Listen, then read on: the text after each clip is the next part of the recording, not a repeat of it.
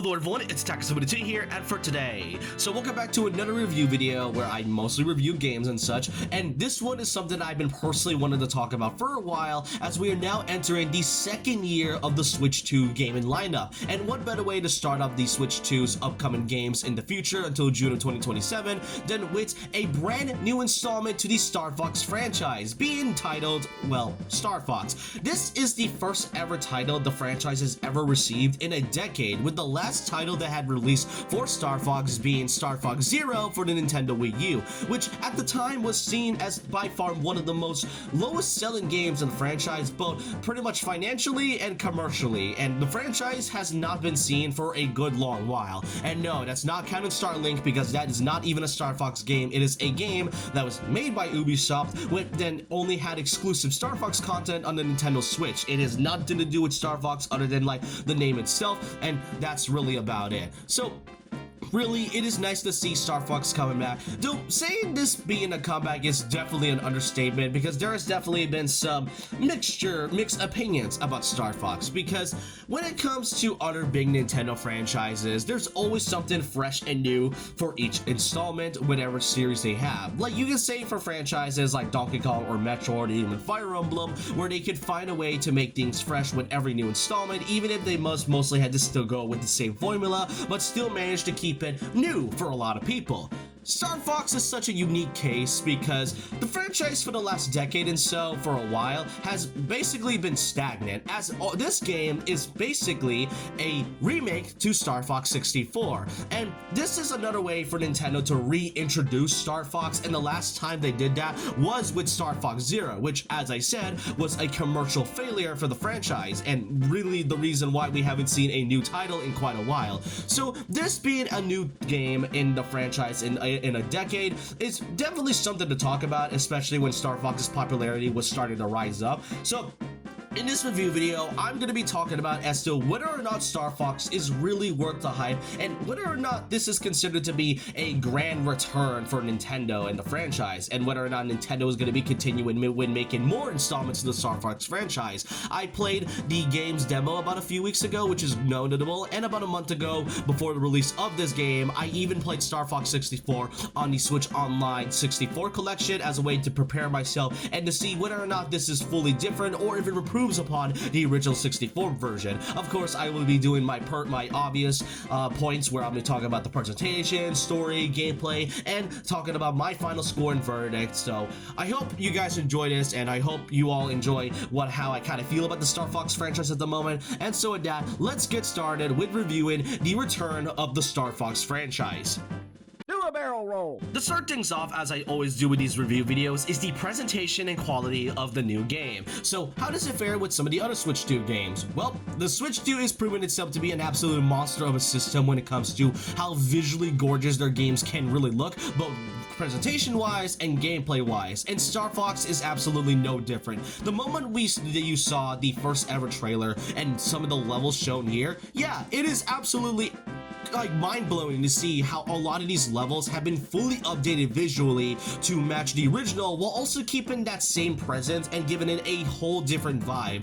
Every level that you see here in Star Fox looks astounding, and it feels like you are indeed fighting in space. It is genuinely insane how incredible they are managed to outdo a lot of their past titles, because what were they doing in the animation production to make these games look visually beautiful? It's like I'm watching a whole movie, especially with the new cutscenes, which I will be talking about later on. And I do really like how with these new visuals that compares to the original 64, you can actually see and convey what was happening during the Lilac Wars. Like, for example, Corneria, the first ever level that you faced off against in Star Fox. In the original 64 version, you mostly get to see some falling debris and some broken down buildings, and you can definitely feel as if there is a war going on, and that there is a lot of broken buildings going around. But in this Switch 2 version, in this remake, you can actually see the destruction of what's happening in Corneria. And while that kind of was the same thing for the Wii U, there's something that is so really interesting to see the Switch 2 version of how they managed to convey the Lilac Wars. That also goes the same for some of the other levels, such as Meteor, for example. You get this in the original, you mostly get to see a bunch of meteors, and while it is mostly there because, I mean, it is a place known as Meteor, video, in the Switch 2 version, you get to see a much more vibrant feeling with a green hue and seeing a ton of meteors coming in your way with some enemies that is going to be like blocking your way throughout the path. I generally really love how they managed to update all these visuals, and not only that, there isn't really much visual clutter too, which is something I always feel was kind of a problem for me when I was playing 64 about a month ago. And then there came the other part that I feel like a lot of people were talking about when this got announced, that being the new character redesigns. Now, I get at first when we first saw these new redesigns, it was a whiplash, especially not too long ago, like a month before this announcement. We just had the Mario Galaxy movie where Star Fox appeared in that one, and he looks really great. It absolutely matches the same design as you see from like the main Star Fox games, like the same cartoony aspect that we've known and loved. So seeing this all the way to like the new redesigns, yeah, it definitely is uncanny at first, but after like about a couple of weeks, I actually really got used to Star Fox and the other characters' new redesigns, and I think for the direction that they were trying to go with this new game, I actually think they did a really good job, and I really do love the redesigns that they went with. Sure, I mean the main Star Fox team is missing the robot legs, but other than that, the way it fits into the environment and the style that this game was conveying, it does a really good job. That also goes the same with the voice acting, and while it may not be as on par with the original, because the original 64's voice lines were absolutely gold and that they honestly still hold up to this very day, I do think the newest voice actors really did a good job of like keeping the original feeling. And while the same art voice direction isn't the same as 64, I can say that the new voice cast did a good job. There were some weird line deliveries here and there, but other than that, the presentation is great. I can't also forget the music, because as someone who really loves video game music and other types of genres, the way Star Fox did these music tracks, and while it is merely just a remix rendition of 64, they also did a really good job with a lot of these music tracks in many of the levels that you encounter in Star Fox. Do a barrel roll. And now we get to discuss the story aspect of this game. And now the thing that fans have pointed out the most, and what Nintendo has stated since this announcement, is that with this being a remake of Star Fox 64, then yeah, this is merely covering the entirety of the Lilat Wars. Now, there definitely has been some mixed reactions. Some say that this is merely just another attempt of Nintendo to fully reintroduce this franchise to a whole new audience, which is pretty understandable, but you can also see some that are pretty disappointed about this being a remake, and I could fully understand why some can be a bit disappointed about this being another retelling of the Lilat Wars. Look, I get it. Star Fox 64 is like the best-selling installment of the franchise. It's no wonder why Nintendo wanted to do this, but as I said from the very start of the video, this franchise has been stagnant for a good while after Star Fox Command. I mean, just over a decade ago on the Nintendo 3DS, we had like Star Fox 64 3D, which is like the first remake of 64, which pretty much covers the entirety of the Lilat Wars, and then about a decade ago with Star Fox Zero, which is another attempt of Nintendo trying to reintroduce the franchise to a new audience. Star Fox Zero is merely just, according to Nintendo, a reimagining of 64, when in reality it is merely just that same game but with like a few extra steps, and that's really about it. And the last time Star Fox has ever gotten something that is brand new and something that Nintendo had fully risked with the franchise was with Star Fox Assault, and not only does it take the rail shooter aspect that made Star Fox special to begin with, but it also tried to tell a much more mature story that made it stand out. It is unfortunate that this is like one of the only times that they tried to do something new with Star Fox, but afterwards they haven't really done that since. So yeah, being the Lilat Wars, I can understand why, but I really do wish that Nintendo finds a new way to fully reinvent Star Fox as a whole. I don't want this to just be the same rail shooter that made it popular to begin with. I wanted to keep the rail shooter aspect, but also make it stand out for another franchise like Assault, for example. But even though this is merely just a retelling of that same story we've seen a ton of times, what I can forgive and what I can say is really good this time is the fact that this remake actually gives us brand new extended cutscenes in between the game. I mean, even from the very start of when you open up the game, you even get yourselves a prologue of what happened to James McCloud and how Pigma betrayed, Star Fox and such, which is honestly such a great thing, because I do think the new cutscenes absolutely gives a lot more liveliness to the story of the Lilac Wars. It actually tells you the stakes and the whole part of what makes this story so great. Not to mention the characterizations for all of the members of Star Fox, even to like the small villains that you encounter throughout the game, is really great. Like Peppy Hare isn't just a do-a-barrel guy, he's actually quite a really good character and is a good mentor and father figure to Fox. Fox and Falcos' rivalry is also great and is shown quite a lot here in between these cutscenes, and Slippy Toad became one of my favorite characters because of the way the game manages to characterize Slippy. He used to be a character that I kind of tolerate, which some fans find pretty much annoying from Slippy, but with this one, thanks to this new remake, it managed to make Slippy one of my favorite characters in the franchise. But yeah, with this being a remake, I don't really think I need to explain as much since it is merely just the same. You get hired by General Pepper as a way in order to stop against the evil Dr. Andross, and you mostly have to go to like 7 different planets, but that's gonna be discussed later on, so for when we get into the gameplay portion of it. So yeah, well, it is understandable that this is merely just the same story that has been told over and over again. The new cutscenes, I can say, absolutely makes this a little more forgiving, and it makes the whole part of it feel more alive than just, oh, here we're going to stop the bad guy, and that's really about it. Do a barrel roll. And now for the last part, and what I feel like is most important to discuss: how exactly is the gameplay for Star Fox? Now, this is a very important part because I've already seen some complaints going around about this game pretty much being short, around like 2 to 3 hours-ish if you're only playing for the story mode. Because if you are mostly playing for the story mode, then yeah, you may be able to beat this in about like under 3 hours and such. But yeah, it is short, but trying to fully 100% it, that absolutely takes a lot of time. You got yourselves 3 different types of modes. You got the main campaign mode, which is merely the story, which I just discussed. You then got the challenge mode as well as the battle mode. Let's start with the campaign first. With this being a rail shooter, it acts more like an arcade game, because one thing that I feel like this game mostly relies around is definitely the replayability. Since after all, you start in Corneria and you mostly go into like 6 other planets before you get into the final planet in the form of Venom, which is the final area you get to go through and beat an Andross. But given that there is a ton of different planets that you get to go through, it is shown that depending on how you go in this level,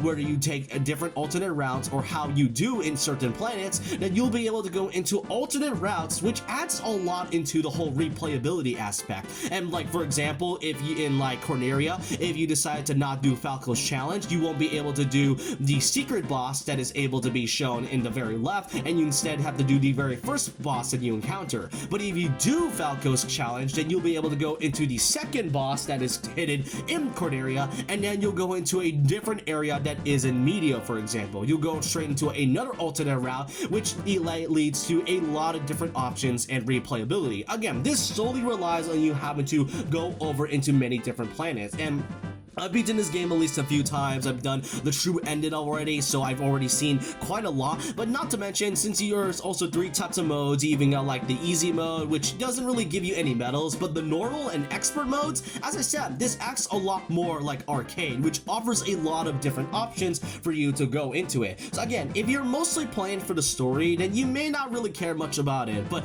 this one right here solely relies on you wanting to replay and seeing what the other planets have to offer, because trust me, all of these different ones, especially when you go into each boss very end, it's both entertaining and really fun at the same time, and I do generally recommend it. And obviously with this being a rail shooter, you do have to shoot a bunch of enemies, you have to go forward, and by the end of each level that you're in, you get to face up against a boss. And trust me, getting the true ending is totally worth it as long as you get some of these routes correctly. It is really worth it, and the replayability aspect is something I think many people tend to forget, because if you are mostly going for the story, then you might not as well enjoy it. Now, of course, there is also some miscellaneous things to talk about in terms of things, such as, for example, there is also the mouse controls, thankfully, which you can now use the mouse controls to shoot enemies in a first-person view. And then there's the 2-player aspect, in which you have someone play as the pilot, and then you have someone who being the gunner. Now, I don't really have friends who can play Star Fox, because after all, I'd rather just play this in the more single-player aspect, but the option is truly there if you are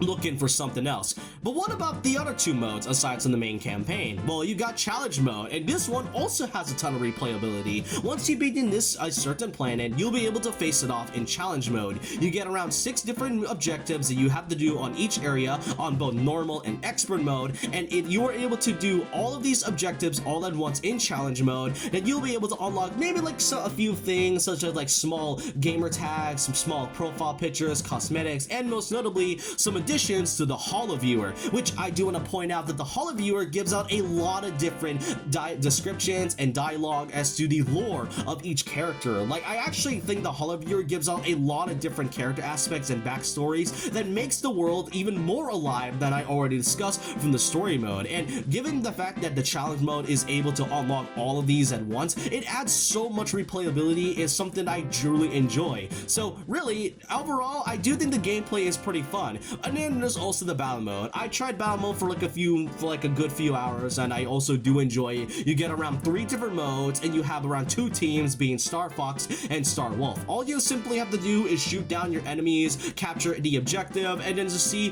who can win with the most points. Pretty simple and straightforward. There is also online and like game share, which I haven't been able to try yet. But overall, I do think for the replayability aspect of what Star Fox has to offer, it solely relies on it, but I really do enjoy it. Added on to the story that comes along with it, with both the normal and true ending, it is truly a fun game to be desired.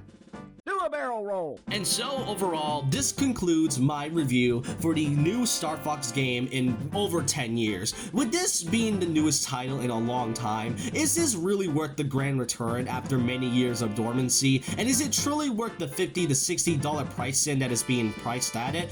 As I've said a few times, if you were mostly here for the story, then I don't really truly recommend it. But for the absolute replayability, the extended cutscenes, the amazing visuals shown here, and especially all the different characterizations and how they managed to make the story feel more lively than it is in 64, then I do think they did a really good job with this being a return into form. Now, yeah, would I honestly want a different type of story than just these Lila Wars all over again? Absolutely. I would have loved to see them do something different like they did with like Adventure or Assault and such, but I do think Star Fox does a pretty good job as to bringing back a new audience, and if this game ever tries to be successful, then I do hope that's the case for the foreseeable future of the franchise. And so with that, I'm gonna be giving this final scoring an 8 out of 10. It is really enjoyable, and while it is unfortunately just a remake of the original 64 title, I do think it does a good job trying to convey that same title while also adding something new